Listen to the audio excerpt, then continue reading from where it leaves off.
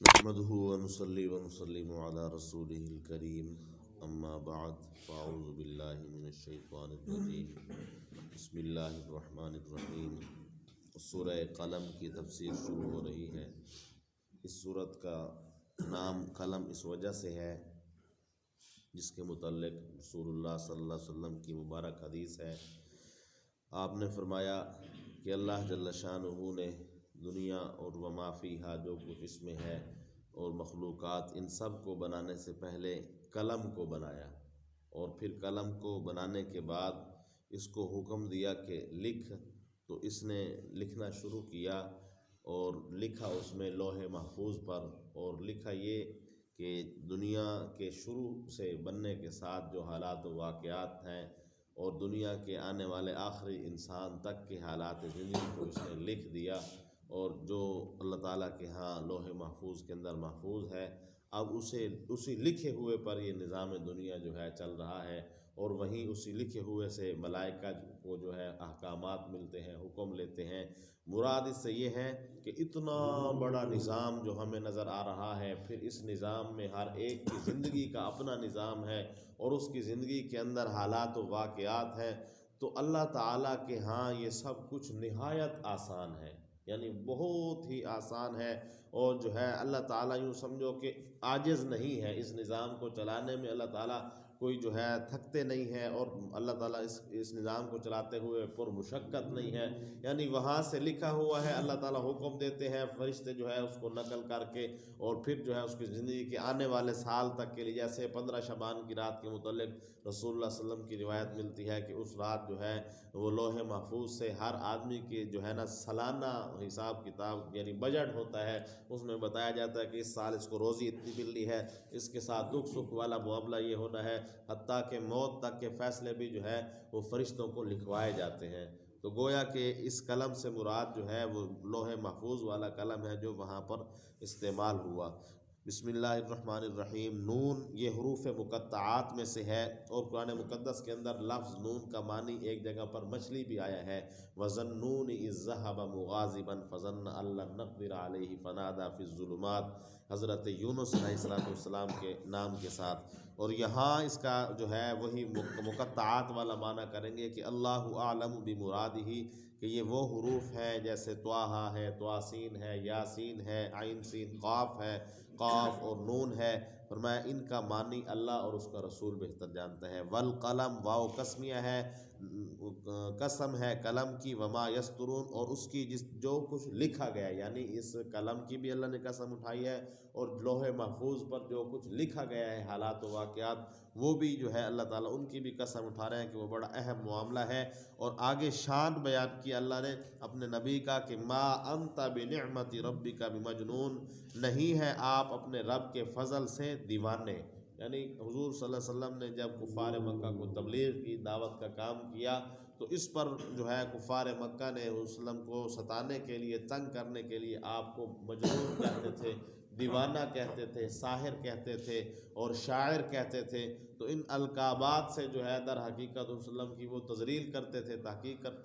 تحقیر کرتے تھے، جبکہ اللہ تعالیٰ نے اپنے محبوب کو تسلی دیتے ہوئے جس نے بنایا ہے وہ خود کہہ رہا ہے کہ محبوب آپ دیوانے نہیں ہیں، اور جو ہے آپ پر آپ کے رب کا فضل ہے۔ وَإِنَّ لَكَ لَأَجْرًا غَيْرَ مَمْنُونٍ، اور آپ کے لیے ایسا اجر ہے کہ جو ختم ہونے والا بھی نہیں ہے، یعنی اس اجر کو زوال بھی نہیں ہے۔ اور اللہ کے نبی صلی اللہ علیہ وسلم کی زندگی کے متعلق جو ہے آتا ہے کہ فَأَوْلَىٰ لَكَ فَأَوْلَىٰ، کہ محبوب آپ صلی اللہ علیہ وسلم کا ہر آنے والا دن جو ہے وہ گزرے ہوئے دن سے بہتر ہے، یعنی آپ کی آنے والی زندگی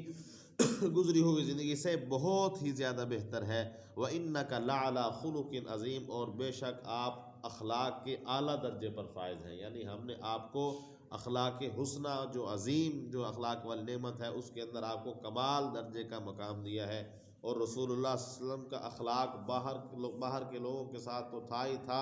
گھریلو زندگی کے اندر آپ اتنے جو ہے اخلاق والے تھے کہ سیدہ عائشہ رضی اللہ تعالیٰ کے پاس قبیلہ سواد کا ایک آدمی آیا، اس نے کہا کہ ہمیں رسول اللہ صلی اللہ علیہ وسلم کے گھر کے اخلاق کے متعلق بتائیے، تو امہات المومنین نے یہی آیت پڑھی کہ وَإِنَّكَ لَعَلَىٰ خُلُقٍ عَظِيمٍ، آپ قرآن نہیں پڑھتے، اللہ نے جو ہے میرے محبوب صلی اللہ علیہ وسلم یعنی رسول اللہ صلی اللہ علیہ وسلم کو اعلیٰ اخلاق والا بنایا ہے۔ تو پھر اس نے کہا کہ کوئی واقعہ، تو اس پر انہوں نے بتایا کہ ایک مرتبہ جو ہے میں نے کھانا تیار کیا اور رسول اللہ صلی اللہ علیہ وسلم کی طرف کھانا بھیجا، اور سیدہ عائشہ رضی اللہ تعالیٰ عنہ فرماتی ہیں، اور میں نے اپنی خادمہ سے کہا کہ جو ہے یہ کھانا لے جا، اگر کسی اور بیوی کا کھانا آئے تو اس کو گرا دینا۔ تو حضرت حفصہ رضی اللہ تعالیٰ کے گھر سے بھی کھانا آیا، تو انہوں نے جو ہے وہ ہیلے بہانے سے اس کو گرا دیا، اور وہ کھانے والا برتن بھی ٹوٹ گیا اور کھانا بھی گر گیا۔ تو آپ صلی اللہ علیہ وسلم کو پتہ بھی چل گیا، تو آپ اس کے باوجود بھی وہ ٹوٹا ہوا جو ہے برتن اس کو بھی سمیٹ رہے تھے اور کھانا بھی اٹھا رہے تھے، اور آپ نے فرمایا،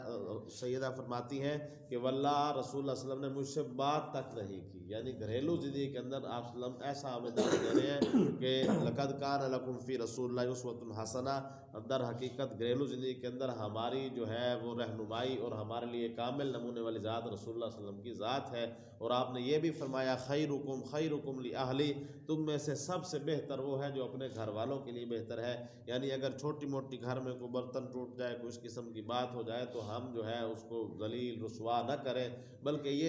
یہ سوچ کر کہ یہ ہونا تھا تو ایسے، یعنی یہ رسول اللہ صلی اللہ علیہ وسلم کی اخلاق کے متعلق بتایا گیا کہ آپ صلی اللہ علیہ وسلم اتنے کامل اخلاق والے تھے۔ اسی طرح ایک اور صحابی کے متعلق آتا ہے کہ وہ نئے نئے مسلمان ہوئے، نماز میں کھڑے تھے، تو نماز کے اندر ان کو جو ہے چھینک آ گئی، تو نہ ساتھ والے جو ہے نمازی کو چھینک آ گئی، تو انہوں نے نماز میں ہی کہہ دیا الحمدللہ، تو دوسرے ساتھی جو تھے انہوں نے اس کی طرف گھورا اور جو ہے تعجب سے کہا کہ اب تو نے کچھ نہیں کہنا، تو اس پر اس نے پھر نماز میں کہا کہ بھائی میں نے تو جواب دیا ہے چھینک کا، یہ سنت ہے، اللہ کے نبی صلی اللہ علیہ وسلم نے مجھے سکھایا ہے۔ تو پھر جب نماز مکمل ہوئی تو مجھے بتایا گیا اللہ کے نبی صلی اللہ علیہ وسلم نے تو نماز میں بولنے سے منع فرمایا، ہم تجھے اس وجہ سے کہہ رہے تھے، تو رسول اللہ صلی اللہ علیہ وسلم نے میری طرف دیکھا اور مجھے صرف اتنا کہا کہ بھائی نماز قیام قرات اور جو ہے عبادت کا نام ہے، یہ نماز میں اللہ کے لیے کھڑا ہونا ہے، قرآن پڑھنا ہے اور خاموش رہنا ہے، اور اس کے سوا رسول اللہ صلی اللہ علیہ وسلم نے مجھ سے ایک بات بھی نہیں کی، یعنی اتنے شفیق تھے آپ صلی اللہ علیہ وسلم، استاذ تھے، اتنے شفیق تھے۔ تو اس کے لیے یہ سارے رسول اللہ کی ذات کے ساتھ جو ہے جڑے ہوئے آپ صلی اللہ علیہ وسلم کے معجزات ہیں۔ فَسَتُبْصِرُ وَيُبْصِرُونَ، پس ان قریب جو ہے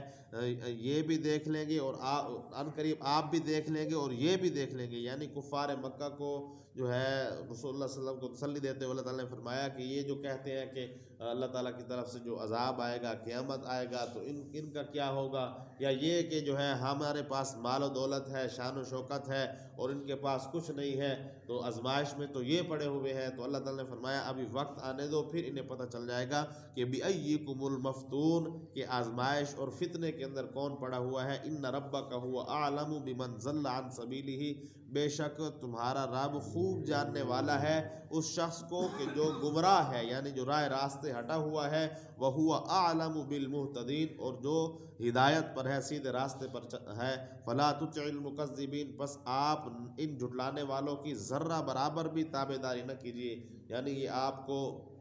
معاملات کا لالچ دے کر جو ہے اور کیا چاہتے ہیں، وَدُّوا لَوْ تُدْهِنُوا فَيُدْهِنُونَ، یہ تمنا کرتے ہیں، یہ خواہش کرتے ہیں کہ تھوڑا آپ نرم پڑ جائے اور تھوڑا ہم نرم پڑ جائیں۔ کفار مکہ کا وفد آیا تھا نا، قریش کا، سرداران قریش کا، کہ آپ جو ہے ہمارے ساتھ جو ہے ایسا معاہدہ کر لیں کہ ایک دن ہم آپ کے خدا کی عبادت کر لیں گے اور ایک دن آپ جو ہے ہمارے خداؤں کی عبادت کر لینا، اور یہ لڑائی جھگڑا بھی نہیں رہے گا، فساد بھی نہیں مچے گا، امن کا انہوں نے آ کر فارمولہ دیا۔ تو اللہ تعالیٰ نے فوراً ان سے کہا محبوب آپ ان کی ذرہ برابر بھی اتباع نہ کریں، تابعداری نہ کریں،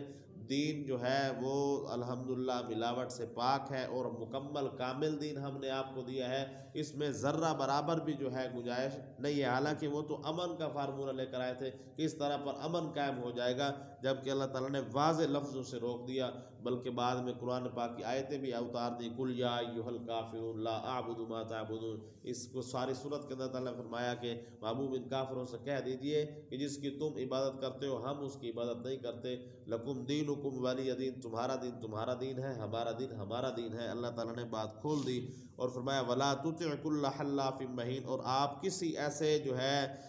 تیز ترار اور جو ہے گھٹیا انسان کی کسی بات پر جو ہے توجہ نہ دیں۔ حماز مشاء بنمیم، جو چغل خور ہے اور جو ہے باتیں کسنے والا ہے، مناع للخیر معتد اثیم، اور جو ہے بھلائی کے کاموں سے روکنے والا ہے، ہٹ دھرم ہے، حد سے بڑھنے والا ہے، عتل بعد ذالک زنیم، اور جو ہے بہتان لگانے والا ہے اور اس کے ساتھ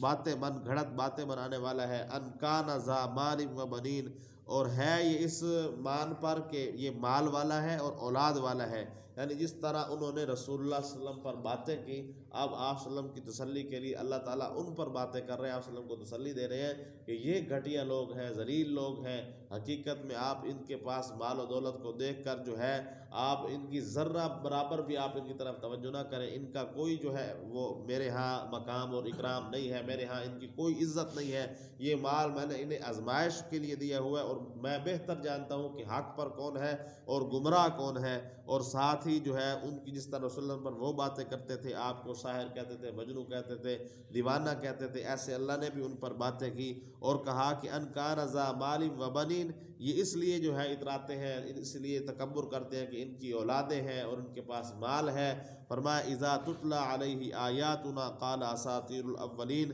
جب بھی آپ ان پر ہماری آیتیں یعنی قرآن پاک تلاوت کرتے ہیں تو کہتے ہیں اساطیر الاولین، یہ تو پہلے لوگوں کی قصے کہانی ہیں، سنسمہ علی الخرطوم، ان قریب ہم ان کی ناک کو داغدار کریں گے، یعنی ان قریب ہم ان کی ناک کاٹیں گے، اللہ تعالیٰ نے فرمایا۔ اور ایسا ہی ہوا کہ بدر کے اندر جو ہے کفار کی ناک کٹ گئی، اور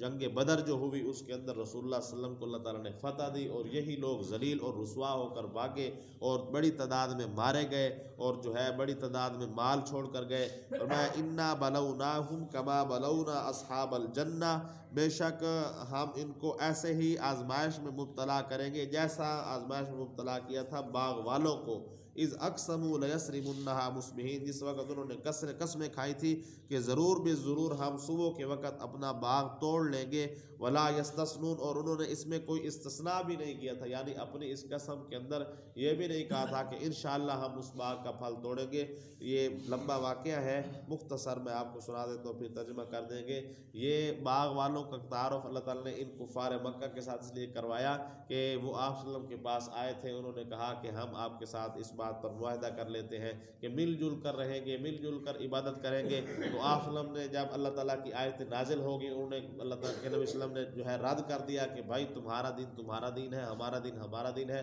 ہم آپ کے ساتھ خلط ملط نہیں ہونا چاہتے۔ تو اس پر انہوں نے کہا کہ پھر ہم آپ کا ناکہ بند کر دیں گے، یعنی آپ کے ساتھ تعاون ختم کر دیں گے۔ جو مسلمان جو ہے ان کے ہاں مزدور تھے، نئے نئے مسلمان ہو رہے تھے کفار کے ہاں، ان کی مزدوری انہوں نے ضبط کر لی اور پھر ان کے ساتھ جو ہے بائیکاٹ کر دیا۔ تو اس پر جو ہے ان کا یہ ذہن تھا کہ جب یہ بھوکے مریں گے ہم انہیں کچھ نہیں دیں گے، ہمارے پاس سب کچھ ہوگا تو یہ ضرور جو ہے آئیں گے۔ تو اس پر اللہ تعالیٰ نے واقعہ سنایا مثال دے کر ان باغ والوں کا، کہ وہ باغ والوں کا قصہ جو ایک اور قرآن پاک کی صورت کے اندر آتا ہے کہ انہوں نے بھی ایسے قسم اٹھائی تھی، ان کا والد جو تھا وہ باغ کے 3 حصے کرتا تھا، ایک حصہ غرباء کے لیے نکالتا تھا، ایک اپنی ذات کے لیے اور ایک باغ پر خرچ کرتا تھا۔ اور جب وہ مر گیا تو اولادوں نے کہا کہ ہمارا باپ تو وہ بے وقوف تھا، وہ ایسے ہی جو ہے غرباء کو ایک باغ کا آدھا حصہ جو ہے دے دیا کرتا تھا۔ تو اس پر انہوں نے قسمیں اٹھائی کہ ہم صبح صبح جو ہے نا وہ باغ میں جائیں گے اور اس کا پھل توڑ لیں گے،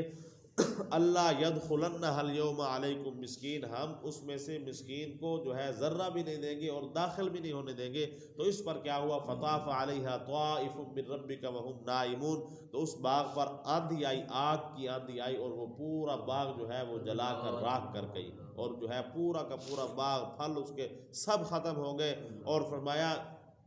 کہ پھر وہ صبح صبح جب پہنچے اپنے باغ کے اندر تو کیا دیکھتے ہیں، بلکہ خود کہنے لگے کہ ہم جو ہے کسی اور جگہ پر آ گئے، یہ تو ہمارا اپنا باغ بھی نہیں ہے۔ تو اس طرح جو ہے اللہ تعالیٰ نے انہیں بل نحن محرومون، محروم کر دیا اس وجہ سے کہ انہوں نے غرباء کا حق دبایا اور پھر اس کے ساتھ ساتھ تکبر کیا، جھٹلایا، اور پھر اللہ تعالیٰ کی مشیت اور منشا کے بھی خلاف کیا۔ اور یہ ان آندھیوں کا آنا اور ایسے عذابوں کا آنا یہ کوئی بعید نہیں ہے۔ تاریخ والا لکھ رہا تھا، میں مطالعہ کر رہا تھا کہ 2001 کے اندر جو ہے سرگودا کی جو ہے وہ تحصیل جو ہے بھلوال کے اندر جو ہے ایسا ہی ایک جو ہے باغ کے اندر آیا تھا، جس سے میڈیا پر بھی دکھاتے رہے تھے، آندھی آئی تھی جس سے باغ کے درخت بھی جل گئے تھے اور گھروں کی جو چھتیں تھیں وہ بھی جو ہے لکڑی کی تھی وہ بھی جل گئی تھی۔ تو اللہ کے نبی صلی اللہ علیہ وسلم نے فرمایا کہ ایسے عذاب تب آتے ہیں جب ظلم بڑھتا ہے، زیادتی عام ہوتی ہے، اور بڑے بڑے جو کبیرہ گناہ ہیں، مثلا شراب کا پیا جانا، اور فرمایا پھر اس شراب کے پی جانے میں کمال درجے کا گناہ کہ نام بھی بدل دیا جاتا ہے، یہ تو غم بھلانے کی جو ہے ایک چیز ہے، اور اس سے جو ہے پھر یہ اور اس کو تعویلات کر دینا، اور پھر زنا کا عام ہو جانا۔ اللہ کے نبی صلی اللہ علیہ وسلم نے فرمایا جب یہ بڑے گناہ عام ہو جائے تو پھر انتظار کرنا لوگوں کا ضمیر میں دھرس جانے کا، اور پھر انتظار کرنا لوگوں کی شکلوں کی تبدیل ہو جانے کا، اور جو ہے لوگوں کے بدل جانے کا۔ اللہ تعالیٰ سے دعا ہے اللہ ہم سب کی حفاظت فرمائے۔ الحمدللہ رب العالمین والصلاة والسلام علی سید الانبیاء والمرسلین، لا الہ الا انت سبحانک انی کنت من الظالمین، سبحان اللہ وبحمدہ سبحان اللہ العظیم۔ اللہم انک عفو کریم تحب العفو فاعف عنا یا غفور یا غفور یا غفور۔ اللہم انا نجعلک فی نحورہم ونعوذ بک من شرورہم، اللہم اکفنی بحلالک عن حرامک واغننی بفضلک عمن سواک۔ اللہم من احییتہ منا فاحیہ علی الاسلام ومن توفیتہ منا فتوفہ علی الایمان، توفنی مسلما والحقنی بالصالحین، لا الہ الا انت سبحانک انی کنت من الظالمین، سبحان اللہ وبحمدہ سبحان اللہ العظیم، آمین یا رب۔